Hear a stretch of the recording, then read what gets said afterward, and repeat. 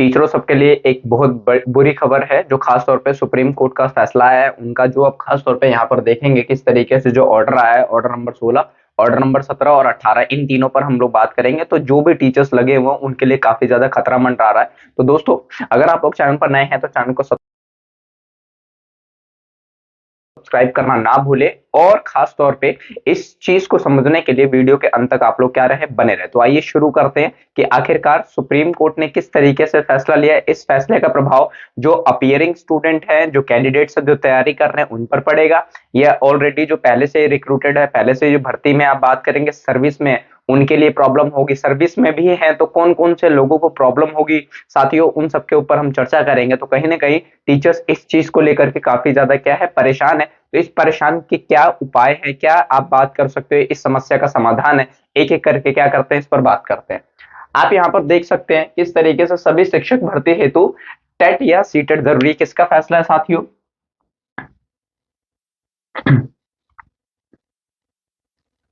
ये supreme court का नया फैसला है, और आप सभी को पता है सुप्रीम कोर्ट का फैसला भारत जैसे बड़े लोकतांत्रिक देश में सबसे ज्यादा अहम माना जाता है। क्यों अहम माना जाता है? क्योंकि एक सबसे सुपीरियर जुडिशरी में काउंट होता है अपना सुप्रीम कोर्ट अपने आप में। तो कहीं ना कहीं सुप्रीम कोर्ट के फैसलों को हर कोई क्या करता है, बिल्कुल तजुर्बे तरीके से, बिल्कुल गाइडलाइन नियमों का क्या करता है, पालन करता है। जैसे यहाँ पर सुप्रीम कोर्ट का ऐतिहासिक डिसीजन किस चीज को लेकर क्या है, जो पहले से ही शिक्षक क्या है, सर्विस में है, ये प्रभाव खास तौर पे उन टीचरों के लिए पड़ने जा रहा है साथियों। वो क्या क्या है, एक बार हम लोग क्या करेंगे, इन तीनों को यहाँ पर जो मेन चीज है जो आपको समझना है, जो नई कैंडिडेट है, जो नई एस्पिरेंट है, आप बात करोगे, जो न्यू कमर्स है, उनको घबराने की जरूरत नहीं है, बस उनको हार्ड वर्क करने की जरूरत है, स्मार्ट वर्क के साथ साथ। तो कहीं ना कहीं आप किस तरीके से प्रिपरेशन कर सकते हैं उसके ऊपर भी एक एक करके हम चर्चा करेंगे यहाँ पर। उससे पहले हम बात कर लेते हैं टेट या CTET required in service teacher. मतलब क्या है कि चाहे मान लीजिए आप 90 में क्या हो गए, आप पीआरटी लग गए, 90 में पीआरटी लग गए, या टीजीटी लग गए, या पीजीटी लग गए। अब आपको ध्यान में रखने वाली बात क्या है साथियों, यहाँ पर खास तौर पे आपके लिए अब क्या जरूरी हो जाएगा पास करना, जो 1990 में टीचर लगे, मैं एग्जांपल बता रहा हूं आपको, तो जो 1990 में टीचर लगे हुए हैं, जो बिना किसी टेट के, बिना किसी सीटेट के आप बात करेंगे लगे हुए हैं, अब उनको क्या करना पड़ेगा, उनको पीआरटी देना पड़ेगा। अगर फर्स्ट टू 5 पढ़ा रहे थे वो, और टीजीटी पढ़ा रहे थे, तो उनके पास क्या होना चाहिए, पेपर, सीटेट का पेपर नंबर 2 होना चाहिए।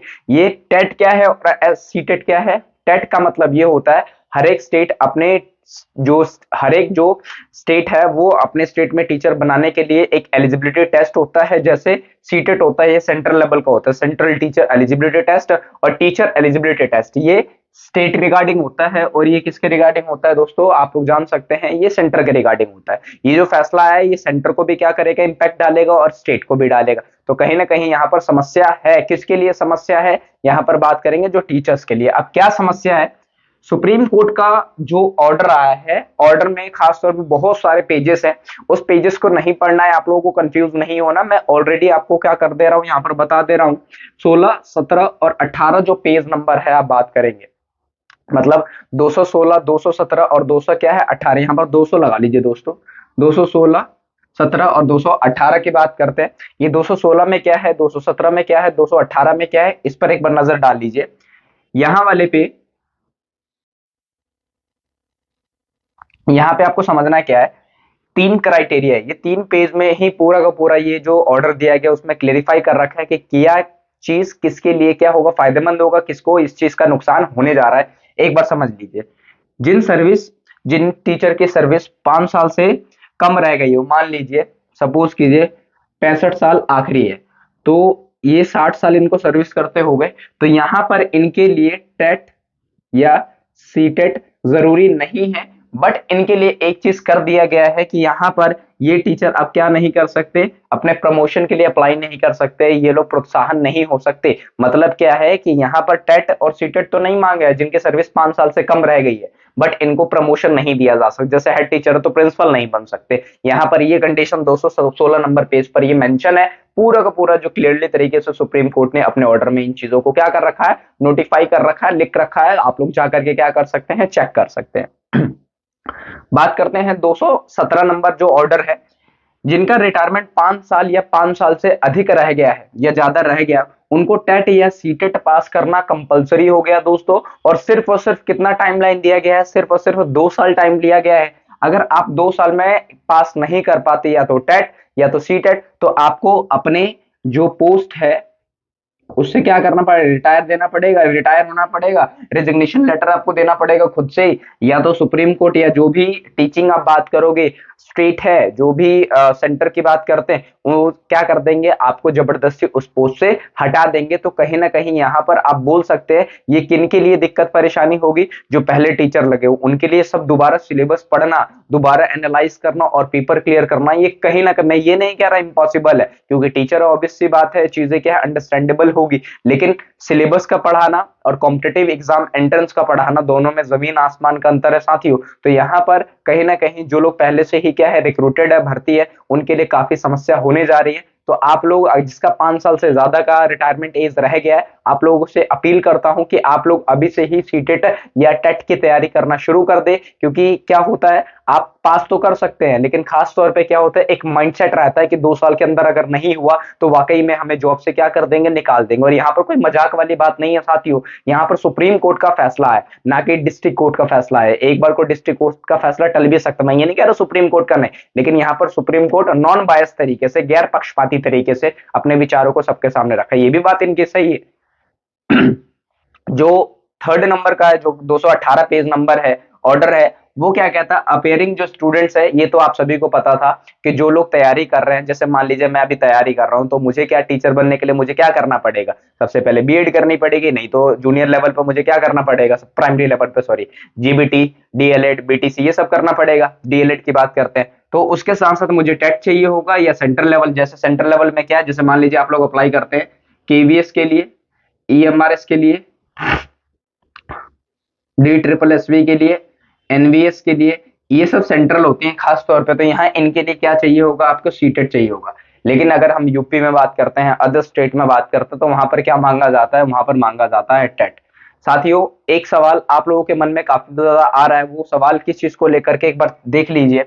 आप लोगों के मन में सवाल होगा किस चीज को लेकर के, यूपी एलटी ग्रेड, क्या यहाँ पर भी ये जरूरी है? अभी तक तो यूपी में एलटी ग्रेड में ना सीटेट मांगा गया था ना टेट मांगा गया था। अगर ये लागू होता है तो क्या पता ये यूपी वाले में जो एलटी ग्रेड जो अपकमिंग वैकेंसी होगी उसमें ये लोग क्या कर सकते हैं, लागू कर सकते। तो मैं ये नहीं कह रहा कि आप लोग बेफिक्र रहिए, मतलब क्या है कि जो लोग इन चीज की तैयारी कर रहे हैं, खासतौर पे यूपी में भी है, तो वो क्या कर सकते हैं, वो अभी से ही किस चीज की तैयारी करना शुरू कर दे दोस्तों, यहाँ पर सीटेट या टेट की बात करते हैं। तो जो आप लोगों के लिए आगे चल के कोई भी समस्या नहीं होगी। यहाँ पर खतरा किस चीज के लिए है, सभी शिक्षकों को खतरा तो यहाँ पर नहीं है, जो पहले से ही रिक्रूटेड है, जिनके 5 साल रह गए, उनको भी ज्यादा प्रॉब्लम नहीं है। लेकिन लालच हर किसी के अंदर होती है, मेहनत हर कोई करना चाहता है, तो प्रमोशन वाली बात यहाँ पर खत्म हो गई। दूसरे नंबर पे बात करते हैं जिनका टाइम पीरियड जो टेन्योर है वो क्या रह गया है, 5 साल से ज्यादा रह गया, तो उनको टेट या सीटेट पास करना जरूरी ही जरूरी है। अगर वो ये सोचेंगे कि हम पास नहीं करेंगे और कंटिन्यूटी में क्या करते जाएंगे, पढ़ाते जाएंगे, तो ये कहीं ना कहीं समस्या किसके लिए होने वाली है, उन टीचर्स के लिए। तो मैं आप सभी से दोबारा रिक्वेस्ट करता हूं कि आप अगर पीआरटी लगे हुए हैं तो आप क्या करिए, पीआरटी की तैयारी करिए। आप बात करते पेपर 1 की तैयारी कीजिए। अगर आप टीजीटी लगे हुए हैं 6 to 8 या 9 to 10, तो आपको क्या करना है, सीटेट पेपर 2। अगर आप पीआरटी में हैं, पेपर 1 आपको देना है। तो मतलब दोस्तों ये कहीं ना कहीं क्या है, समस्या हो गई है। अब समस्या हो गई तो उसको टाला तो जा नहीं सकता है, उसको भिड़ करके क्या करना है, हमें उस समस्या से निजात पाना है, उसको डायग्नोस करना है। अगर आप लोगों के कोई भी इसमें अपनी राय, तो वो लोग आप लोग क्या कर सकते हैं, कमेंट सेक्शन में कमेंट कर सकते हैं कि वाकई में जिनकी जो जॉब है उनके लिए प्रॉब्लम हुई है कि नहीं हुई है। और जो ये 2 साल का टाइम दिया गया है, यही कहीं ना कहीं अपने आप में क्या है, एक माइंडसेट है कि अगर 2 साल में नहीं हुआ तो क्या होगा। नहीं का मतलब क्या होगा दोस्तों, अगर आप करेंगे तो 6 महीने के अंदर कंसिस्टेंट तरीके से तैयारी करेंगे टेट या सीटेट की, तो आप लोग आराम से क्या कर सकते हैं, क्वालिफाई कर सकते हैं। ये आपके लिए क्या है, एक चुनौती तो नहीं है, खासतौर पर क्या है, एक नया रिवाइज चैप्टर के रूप में कहा गया है कि जो भी अपना पीछे का था उसको भूलिए, लेकिन एक नया जो सीरीज से आपको क्या करना है, शुरू करना। अदरवाइज हम लोग क्या करने जा रहे हैं, we are going to throw you out from there post की बात करते कि आपको अपने पद से क्या कर देंगे, हम लोग भैया निकाल देंगे, जिस भी स्टेट से, अगर सेंटर में तो सेंटर से निकाल। और आप लोगों को एक बात और बता देना चाहता हूं साथियों, आप सभी को पता है कि यहाँ पर जो सीटेट होता है, टेट होता है, वो एनसीटीई की तरफ से पूरा का पूरा क्या पहले ही मेंशन है कि वन टाइप क्या होता है, अचीवमेंट के बारे में बात करते हैं। एक बार आपने अचीव कर ले, एक बार आपने पास कर लिया तो उसको लाइफ टाइम अचीवमेंट के रूप में क्या किया जा सकता है, उसको रखा जा सकता है। मतलब क्या है, एक बार आपने टेट दे दिया वो पास कर ले, एक बार आपने सीटेट दे दिया वो पास कर लिया, तो आपको दोबारा सीटेट देने की जरूरत नहीं है। फिलहाल तो यही एनसीटी का गाइडलाइन है। आगे ये लोग क्या कर रहे हैं ये नहीं पता। जैसे आप लोग बिहार वाले में देख सकते हैं कि बिहार वाले में डोमिसाइल लागू तो कर दिया है, लेकिन उसमें भी नया लोचा क्या ला दिया है खास तौर पे कि बिहार में ही रह करके ही 10th और 12th की जानी चाहिए। तो मतलब क्या है, न्यू एजुकेशन जो सिस्टम है, पॉलिसीज है, ये कहीं ना कहीं जो नेता लोग हैं, आप बात करते हैं जो सिस्टम में बैठे हैं, वो कहीं ना कहीं लोगों के साथ खेलने का काम करते हैं, जो बिहार के होते हुए भी बिहार को नहीं मान रहे। तो एक अलग पॉलिसी है, कहने का मतलब क्या है, एक चुनावी मुद्दा है। तो यहाँ पर हर एक पर्टिकुलर स्टेट में क्या होते हैं, इलेक्शन तो होते ही है। तो क्या पता आज बिहार में हुआ कल किसी और स्टेट में हो जाए। अब वो दिन ज्यादा दूर नहीं जब ये सिस्टम, जब हर एक राज्य अपना क्या करेंगे, रिजर्वेशन देंगे, बच कुछ क्या जो भी आप बात करते हैं सीट, तब वो जाकर के किसी और क्या करेंगे, स्टेट वाले को जनरल में काउंट